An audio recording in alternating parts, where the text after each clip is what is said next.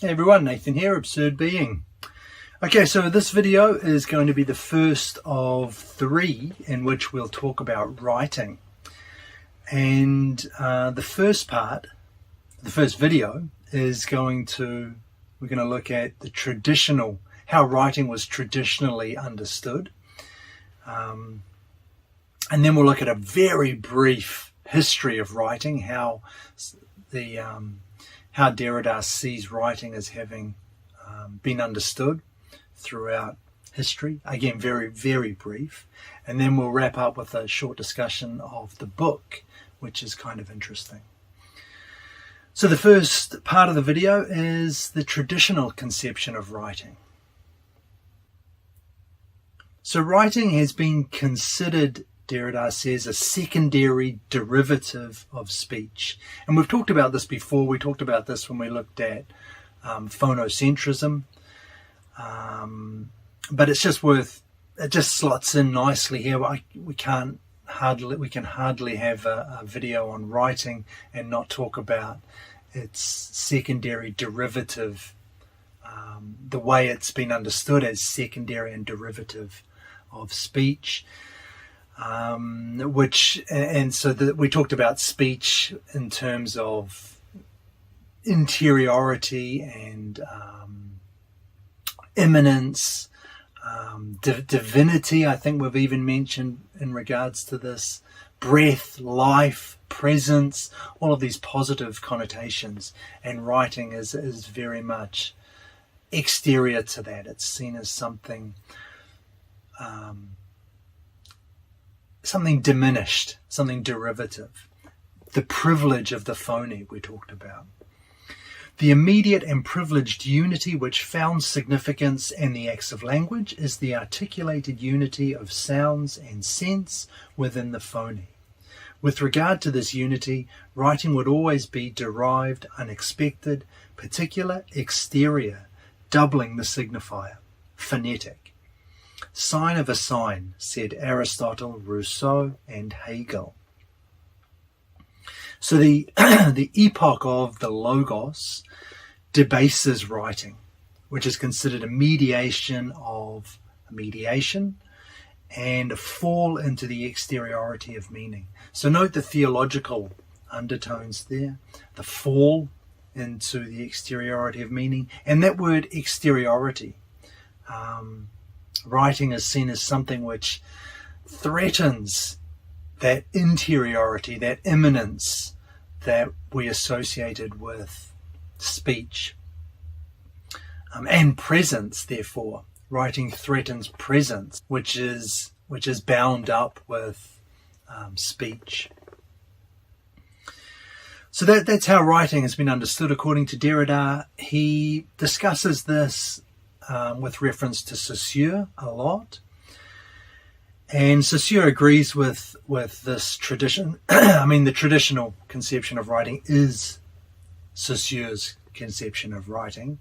So specifically, Saussure sees writing as having a derivative and a narrow function in relation to speech.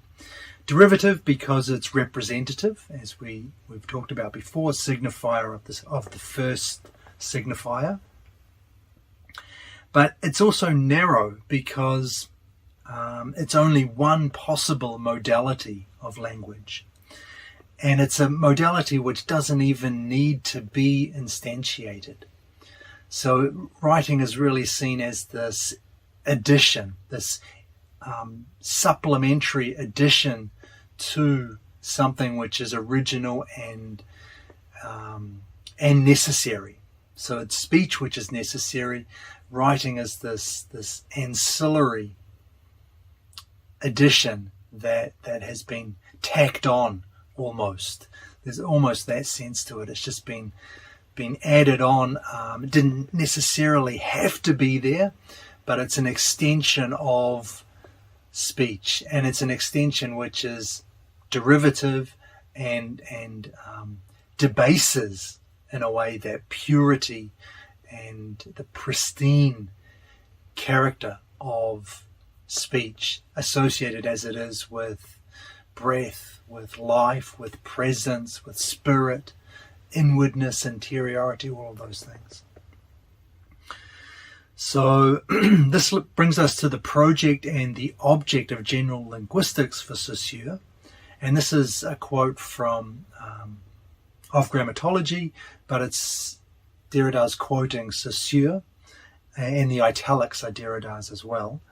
The linguistic object is not defined by the combination of the written word and the spoken word. The spoken form alone constitutes the object. So really setting the tone for linguistics. It's going to deal with speech, not the written object, not the written form. And finally here, I want to talk about the violence of writing. You might not have thought of writing as being violent before, but Derrida, but he cites Rousseau and Saussure as being very antagonistic towards writing, and seeing writing as a real, a dangerous, destructive threat to speech. So Rousseau first, Derrida talks about Rousseau's tyranny of the letter. Just that expression, the tyranny of the letter, tells you everything you need to know. Where due to writing techniques, the pronunciation of a word changed to include a B that was never there in the original speech. So for Rousseau, this is just an example of how writing is, how writing can take over and corrupt something which it should never be able to corrupt, because it's derivative. It comes from speech. It should have no ability. It shouldn't have the power to reverse influence it. If there's any influence, it should come from speech to writing, not the other way around. But here we have an example of precisely that, the way that writing has influenced, and for the worse, according to Rousseau, its source. And this kind of ties in with what Saussure has to say as well when he speaks of usurpation. The violence by which writing would substitute itself for the origin proper to it, for that which ought not only to have engendered it, but to have been engendered from itself. So again, this how dare writing as a derivative of speech turn back around and substitute itself for speech. Speech is the original, the pure form here, and writing is acquiring a prominence that it just doesn't deserve. And finally here in this section, there's a connection for Saussure between speech and phonetic writing, because obviously the phonetic writing attempts to preserve something of the original in itself. But there are non-phonetic elements in any writing. Things like Derrida mentions spacing is a big thing, which includes pauses, breaks, any kinds, just intervals of any kind, and they appear in writing, but punctuation as well, things like that. And these non-phonetic elements Saussure sees as quite pernicious, actually, calling them a transitory crisis and accident of passage. So a crisis in the way that speech has transited into writing, or an accident of passage in that passage from speech to writing.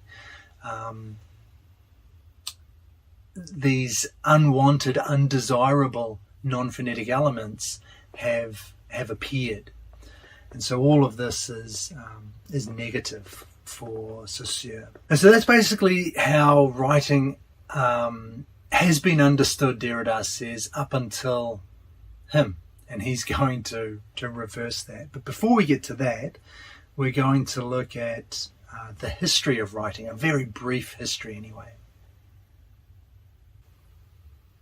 So Derrida's history begins with Plato and the Middle Ages, so a fairly wide, all-encompassing range there to start us off with. But during this time, he talks about basically two forms of writing. There's a metaphorical writing, which is a natural, eternal, and universal writing, the system of signified truth. And so that's the writing that is, well, good. It's the writing that is held to be, to represent the truth, to be dignified, he says. He uses the word, it was recognized in its dignity. So it's imbued with all of these positive characteristics. And this divine or natural writing was then opposed to human, finite, artificial inscription. So we've got this distinction that spans from Plato through to the Middle Ages. And a decisive moment, he says, occurs in the 17th century with the rationalists, when the determination of absolute presence becomes constituted as self-presence, as subjectivity. So now we have what's positive is understood as this self-presence, as consciousness, as rationality. That becomes elevated, and it's opposed to the fallen and finite writing, which is condemned and which expresses itself as non-self-presence, the denouncement of presence, self-presence. So we get this shift from positive and negative form of writing to now we're writing itself as being opposed to presence, to self-presence, is seen as bad. And what's venerated, what's respected, is this ideal of self-presence, of subjectivity. And Rousseau carries this theme on to basically extend the idea of presence or self-presence to self-presence in the affects and in the sensible cogito, which simultaneously, Derrida says, carries in itself the inscription of divine law. So that there's still this connection, if you like, to writing, a tenuous one, but the way that divine law has been inscribed into us, in our spirits, in our souls. And that's what's good, as opposed to the to writing itself, to actual writing, which is then seen as something exterior, something that denies or has no part in this self-presence which has become the focus. And so ultimately then we have a bad writing and a good writing. Again, the bad writing then is the perverse and deceitful technique exiled in the exteriority of the body. So it's representative, it's fallen, it's secondary. Writing in this, what Derrida calls the proper and narrow sense, is condemned. The good writing, on the other hand, is the divine inscription in the heart and the soul.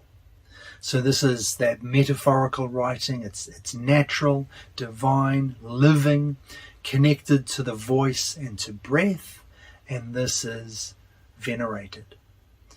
So good writing, the positive form of writing, it acquires this this kind of metaphorical aspect, right? It's writing that we carry with us in our hearts and souls, that's been implanted there, inscribed there by God. And normal writing, what we think of as writing in the narrow sense, is wholly condemned as secondary, derivative, coming from this more originary, pure, pristine, divine inscription in us. And so that's basically the history, how we got to this point. And then Derrida goes on to say, good writing is always comprehended within a totality and enveloped in a book. And basically, that's what a book is. It's a totality of the signifier. And this totality requires a pre-existing signified. And that's a real problem for Derrida. In particular, this idea of the signified being pre-existing. The idea of the book, which always refers to a natural totality, is profoundly alien to the sense of writing. It is the encyclopedic protection of theology and of logocentrism against the disruption of writing, against its aphoristic energy, and, as I shall specify later, against difference in general. So good writing is connected to divinity, the voice, rationality, self-presence, subjectivity, all of these kinds of things, all wrapped up in a system of signification. So, in other words, good writing isn't even really writing for Derrida. It's not how Derrida understands the word writing, and we're going to look at how he understands this in the next video. But just to bring it back to the book as representative of this good writing is also not what Derrida considers real writing. It's the totality bundled up as a signifier, referring to a pre-existing signified, thereby coming to represent for Derrida everything bad that we've had to say about signification everything bad that we said about signification in the last video. So this idea of a book as a totality which fits into this system of signification as a signifier referring to some pre-existing idea, a pre-existing signified, which is the truth, right? It's certain, it's eternal, it's universal. And what the book is just a signpost pointing you in that direction. It's a signifier indicating this pre-existing, already established, eternal truth, which you can grasp if you go through this book. And so he has some interesting things to say about the book in Writing and Difference. In the essay Force and Signification, he talks about the Leibnizian book, which represents the eternal divine essence of the world.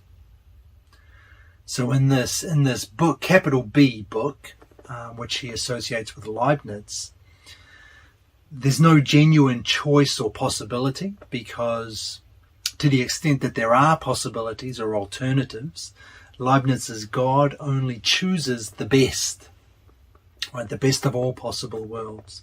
So this is connected then with, again, understanding, rationality, logos. All of these ideas come through here. And that means that there's only one book, capital B again. There's only one book, and all small b books attempt to capture a part of this one singular book. Derrida says there's only one book, and this same book is distributed throughout all books. So there's one book, there's one truth, there's one certain, eternal, universal, truth, which you can have access to. All books lead to or point to this truth, or attempt to point out this truth, or at least parts of it. So Derrida says, to write is not only to know that the book does not exist and that forever there are books, against which the meaning of a world not conceived by an absolute subject is shattered before it has even become a unique meaning. So writing embodies then writing, real writing, as Derrida sees it, embodies openness, creativity, play, again, difference. Whereas the book represents the exact opposite of that. It's reason, logos, a closed and completed totality, a signifier pointing to a transcendental signified, which is a pre-existing, universal and eternal, capital T, truth. So there's a nice opposition given there by Derrida between writing and the book.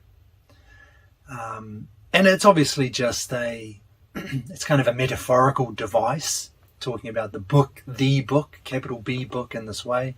But it's an interesting way to make the point, I think. And there's another essay in Writing and Difference called Ellipsis. And here he says, the question of writing can be opened only if the book is closed. So trading on this metaphor, we have to go beyond the book in order to do real writing. But paradoxically, going beyond the book involves a return to it. And this is the idea of repetition, which we're going to talk about a few videos later. So I won't say anything more about that here, but that's Derrida on the book as opposed to writing. And that means it's time for a summary. So we started out with the traditional conception of writing and saw that it was secondary and derivative. It's a fall into the exteriority of meaning. We looked at Saussure on this, who said writing was derivative and narrow. Derivative because it's representative, a signifier of the first signifier, and narrow because it's only one modality of language, and an unnecessary one at that. And so on the back of that, for Saussure, the object of linguistics is the spoken word only. And then we looked at this idea of violence being associated with writing. Rousseau talks about the tyranny of the letter, the way that, specifically referring to the way writing techniques changed the pronunciation of a word. And Saussure talked about usurpation and the transitory crisis of non-phonetic writing. So the usurpation writing has become more prominent, even to the point where it's becoming a substitute for speech. And the transitory crisis of non-phonetic writing, including all those non-phonetic elements that come through in writing that further debase and deform what was this original purity in speech. And then we went through our history of writing with Derrida, so starting out in Plato and carrying through to the Middle Ages, where we had this divine or natural writing versus human artificial inscription. And then in the 17th century with the rationalists, we get a switch from what's seen as positive is self-presence or subjectivity. And what's opposed to this then is the non-self-present, i.e. writing, the narrow form of writing, what Derrida calls narrow to distinguish it from his own writing, which we'll talk about in the next video. But you have that change in the 17th century with the rationalists, and then Rousseau extends the idea of self-presence to the affects and the sensible cogito, which includes this notion of divine law being inscribed into the hearts and souls of human beings. And what's opposed to this is, again, that non-self presence which comes through in writing. And that brings us to Derrida's time, where writing is divided into two kinds, bad writing and a good writing. The bad writing is representative, fallen, secondary. So exterior, a lack of presence, a fall. And good writing as natural, living, connected to the voice and breath. And this is writing because there's a sense of divine inscription into each individual person. And we finished up looking at the book as alien to the sense of writing. So the book, there's only one book, Derrida said, the Leibnizian book, capital B book, and this is a totality, a signifier that represents the pre-existing, universal and eternal truth, capital T, truth of the world. And that's how books have that's the villainous character of books for Derrida. They buy into this scheme, this epoch of logocentrism and signification, and it's all bound up with that negative that's underlying everything for Derrida, that metaphysics of presence. And that's basically where we are with writing. So in the next video we'll look at that's kind of all the bad about writing, how writing has been understood up until Derrida's time, and then he's going to give us his take on writing, but that's coming in the next video. So thanks for watching. Hopefully this clarified something for you, and I'll see you shortly.